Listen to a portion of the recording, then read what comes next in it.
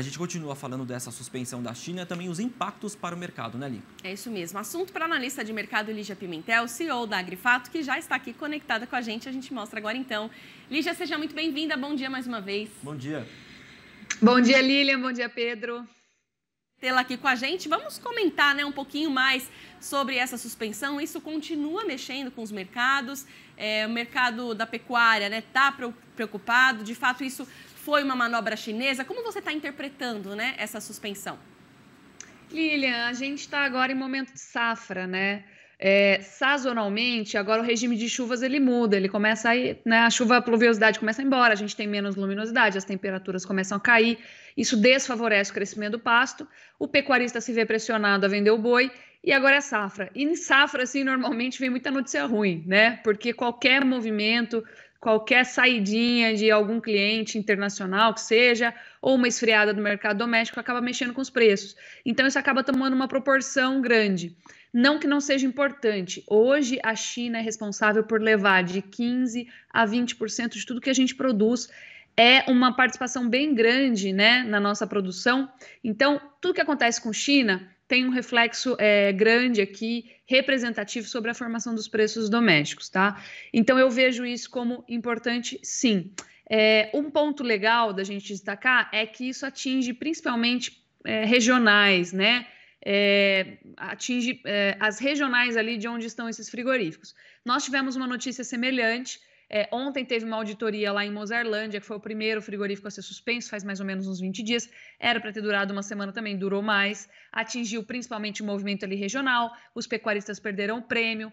O que era abatido ali em Mozarlândia foi para Goiânia ser abatido. Houve uma movimentação ali do frigorífico para tentar sair dessa zona de afetação, né? Mas certamente não é positivo e não ajuda. Você perguntou o que eu acho disso. Eu acho que, assim, desculpa a palavra, mas parece quase uma marmelada, né? Porque você vai considerar traços de Covid, de uma carga que saiu do Brasil, atravessou o mundo, foi parar na China, foi manuseada ali na descarga, na hora de desembarcar, né? E chegou com traços de Covid.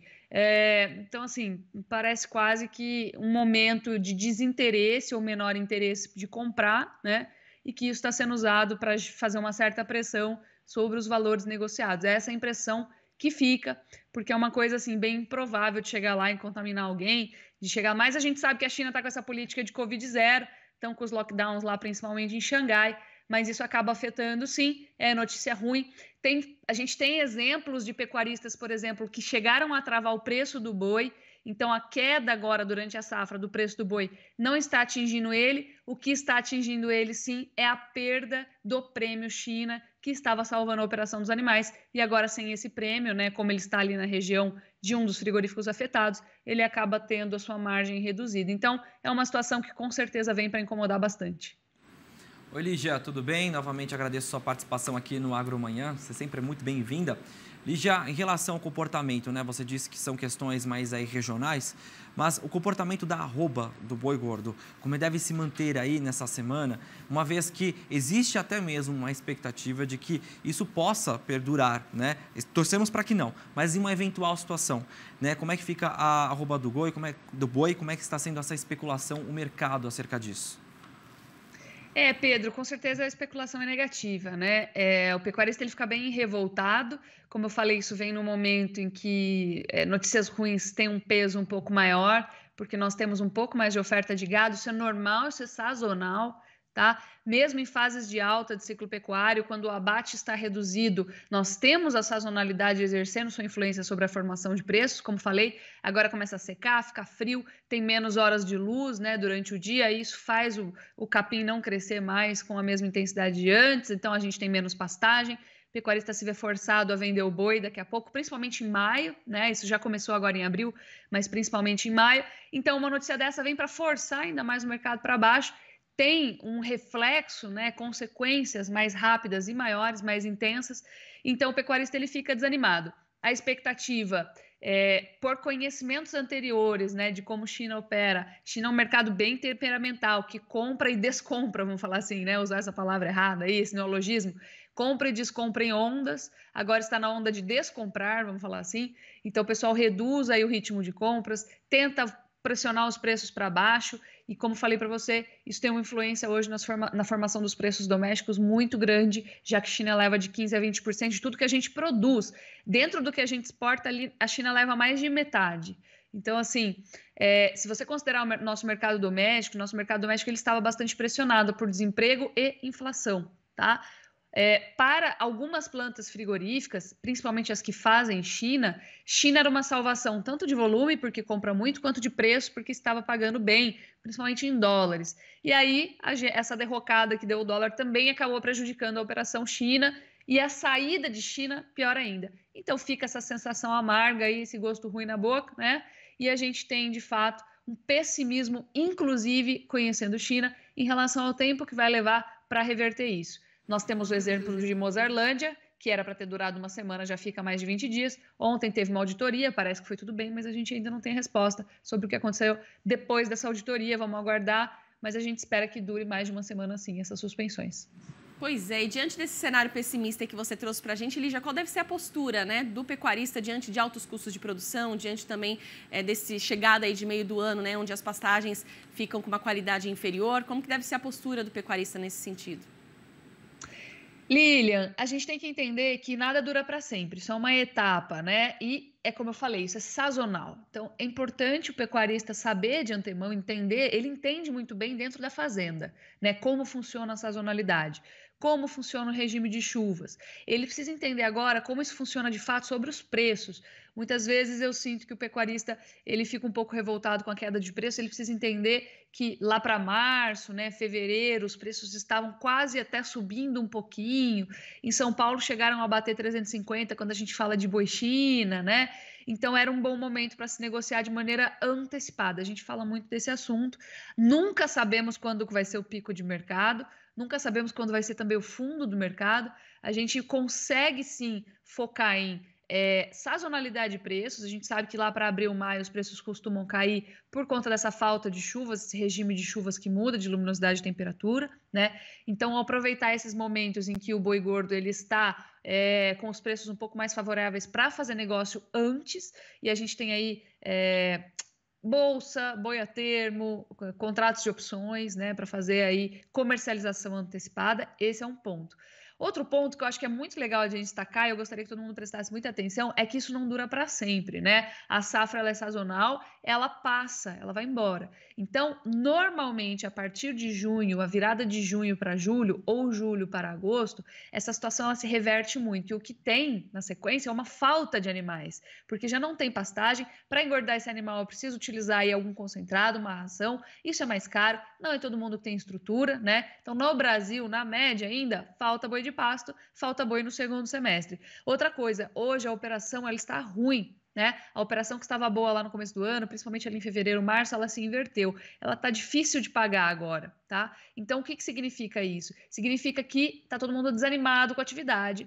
Muita gente que trabalha com o confinamento de maneira especulativa ou que enxerga que é mais barato arcar com a ociosidade da estrutura do que com o prejuízo, né, de confinar muitos animais e aquela operação negativa gerar um grande prejuízo, né, vão desanimar agora com a atividade e lá na frente volta a faltar boi. Então, lembrar sempre, né, acho que essa é a grande lição, lembrar sempre que o que está acontecendo hoje forma o mercado de amanhã, tá? Então, hoje o que a gente tem é um desânimo, uma dificuldade, pontos de sazonalidade que vão se reverter pela própria natureza dessa sazonalidade e que lá na frente a gente deve observar o boi se valorizar de novo. E quando a gente olha para outubro, principalmente, que é o pico aí, o ápice da entre-safra e também o ápice das eleições, a gente deve sentir de fato a injeção de 4,9 bilhões de fundão eleitoral na economia pela corrida eleitoral, que de 2002 até hoje sempre trouxe um efeito positivo para os preços do boi. Se foi para mais ou se foi para menos, né, maior ou menor intensidade, isso aí é uma outra questão para se discutir, uma conversa um pouquinho mais longa, mas em todos os anos eleitorais desde 2002, o boi reagiu entre abril e outubro, tá? Então a gente tem esse indicador aí de que as coisas vão se reverter, vão mudar também, a partir principalmente do segundo semestre, tá bom? Passando sazonalidade, talvez passando esses desafios com China e entrando aí período eleitoral. Mas fico alerta, né? Essa influência de China na formação dos preços domésticos é grande. China é um comprador temperamental, então o risco de participar aí com China, né, de China participar do nosso mercado comprador, é grande. Nós temos tido solavancos aí ao longo de toda essa relação mais intensa com China, desde 2019 até hoje. Então, fiquem atentos aí, porque acaba trazendo volatilidade e risco para o mercado, com certeza. Tá certo. Lígia, eu tenho só mais um minutinho, queria otimizá-lo para falar com você acerca de um abate, né, acerca do abate lá no Mato Grosso. Ele cresceu, né, expressivamente, né, no último mês, dados aí do IMEA. E um dado interessante é que o abate, né, de fêmeas aumentou também de forma expressiva. O que justifica esse abate? Essa tendência deve perdurar agora? Lembrando que no passado recente, né, nós abatemos mais fêmeas, né, e isso gerou um certo temor no mercado. A gente está se recuperando disso ainda. Como é que fica daqui para frente? Como é que vocês estão analisando isso? Olha, o aumento do abate, ele também é sazonal, né? Conforme avança o período de safra, a gente observa aí um maior volume de animais terminados, né, disponíveis para o abate. Por quê? O regime de chuvas, ele diz para a gente que volta a chover a partir de setembro, outubro, né? Em novembro, essas chuvas, luminosidade, temperatura pegam tração, o capim cresce muito rápido e a partir dali o boi começa a ganhar peso. Então, novembro, dezembro, janeiro, fevereiro, março, né? São 5 meses de engorda a pasto, já deu tempo do boi ficar terminado, ele ser terminado ali a pasto, talvez algum suplemento, enfim, mas ele aparece, né? Ele fica mais disponível para o abate, isso surge sobre os números. Quando a gente fala especificamente do abate de fêmeas, né? O primeiro trimestre do ano, os primeiros trimestres dos anos são períodos de descarte de fêmeas que repetiram cio na temporada de reprodução, né? Na estação de monta. Então, o que acontece? A gente tem uma incidência maior de abate de fêmeas também, normalmente, nesse período do ano. Normalmente, entre janeiro e fevereiro, às vezes tem um resquício em março, mas no primeiro trimestre do ano a gente tem esse ponto. Agora, o que é importante é a gente comparar o abate de fêmeas desse trimestre, do primeiro trimestre do ano, em relação ao primeiro trimestre do ano passado. Por quê? Porque fora esse movimento sazonal, como falei, tanto do boi quanto da fêmea, mas a fêmea especificamente, fora o movimento sazonal dela, a gente tem que considerar que nós estamos entrando em fase baixa de ciclo pecuário, que é quando, né? Quando a gente, depois de reter fêmeas, que foi o que a gente fez entre 2018 e 2019, principalmente 2020, né, em que o preço da reposição subiu muito, o interesse na retenção da fêmea aumenta. 2021 também foi um ano de reposição muito caro. Agora, a partir de 2022, a gente amplia a capacidade produtiva de bezerros de reposição. A reposição já mostra uma certa fragilidade de preços e o interesse na fêmea diminui. Então, a gente tem que comparar com o mesmo período do ano passado, né, para ver se nós estamos abatendo mais fêmeas proporcionalmente do que no ano passado ou não. E nós levemente estamos abatendo mais fêmeas, prosseguindo aí com o ciclo pecuário, avançando para a etapa em que o interesse pela fêmea se reduz, ele diminui, porque o preço da reposição já não está mais tão interessante.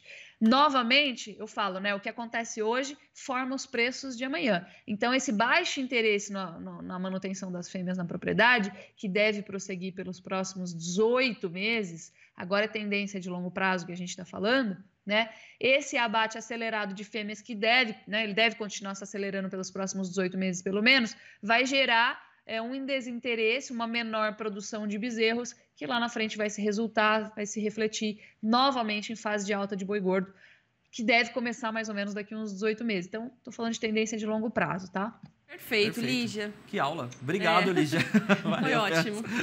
Obrigado pelas suas explicações, viu? Mais uma vez, é sempre muito bacana falar com você. A gente, de fato, a gente mergulha pelo ambiente da pecuária e você consegue traduzir os números e também o mercado. A gente sempre fala isso e fala de verdade, né? Como os jornalistas que a gente gosta de traduzir fatos, né? Nossa missão é essa e você faz isso com maestria. Muito obrigado pela sua participação mais uma vez, Lígia. Perfeito, Lígia. Obrigado. Ótimo dia. Até a próxima.